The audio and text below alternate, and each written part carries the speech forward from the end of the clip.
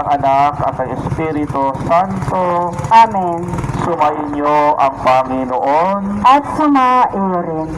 Mga kapatid, mga minamahal na kapatid, 5 linggo na tayo naghahanda ng sarili para sa pagdiriwang ng Pasko ng pagpapakasakit, pagkamatay at muling pagkabuhay ng Panginoon. Sinikap nating unawain at tuparin ang ating pananagutan sa Diyos at sa kapwa. Alinsunod sa aral at halimbawa ni Jesucristo. Kaysa ng buong simbahan, sinisimulan natin ngayon ang mga mahal na araw. Si Kristo ay matagumpay na pumasok sa kanyang lungsod upang tuparin ang kanyang gawain bilang Mesiyas.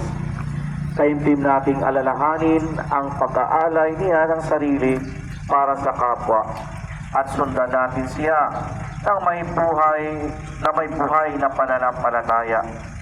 Kaya kaisa niya sa pagdurusa sa krus, tayo nawa ay makahati niya sa kanyang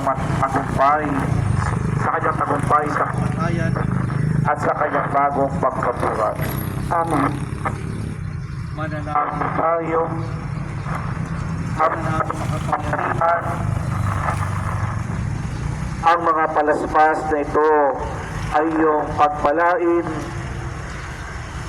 at papanalin upang sa masaya naming pagbubunyi sa Mesiyas na aming hari, siya'y aming masundan at sa pamamagitan niya ay aming sapitin ang hindi pagmamaliw na lungsod ng Jerusalem na kanyang pinaghaharian. Kasama mo at ang Espiritu Santo magpasawalang hanggan. Amen.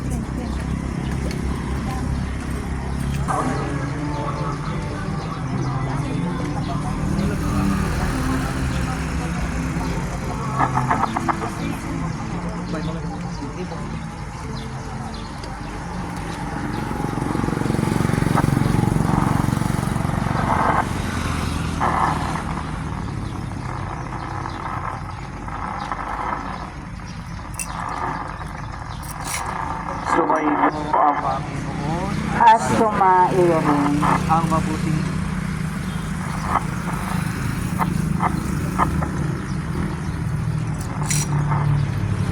ang mabuting balita ng Panginoon ayon kay San Mateo. Panginoon,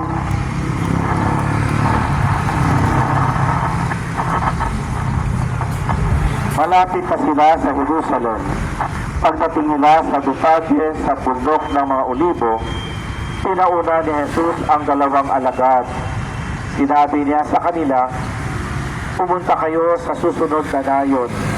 Makikita ninyo roon ay isang hinahing asno na nakatali, kasama ang kanyang bisero. Kalagin ninyo at dalhin dito. Kapag may sumita sa inyo, sabihin ninyong kailangan ng Panginoon at hindi ito kikibo. Nangyari ito upang matupad ang sinabi ng propeta. Sabihin ninyo sa lungsod ng Sion, masdan mo dumarating ang iyong hari. Siya'y mapagpakumbaba, nakasakay sa isang asno, sa isang bisiro ng isang asno. Lumakad nga ang mga alagad at ginawa ang iniutos ni Jesus. Dinala nila ang inahing asno at ang bisiro. Isinapi nila sa likod ng mga ito ang kanilang balabal at sumakay si Jesus. Maraming naglatag ng kanilang balabal sa daan. Ang iba naman ay pumutol ng mga sanga ng kahoy at inilatag din sa daan. Nagsisigawan ang mga taong nauuna at sumusunod sa kanya. Mabuhay ang anak ni David. Pagpalain ang dumarating sa ngalan ng Panginoon. Purihin ang Diyos.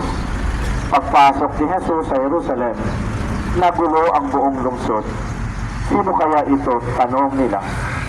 Si Jesus, ang propetang taga Nazaret, Galilea, sagot ng karamihan. Ang mabuting balita ng Panginoon. Pinupuri ka namin, Panginoong Hesus Kristo.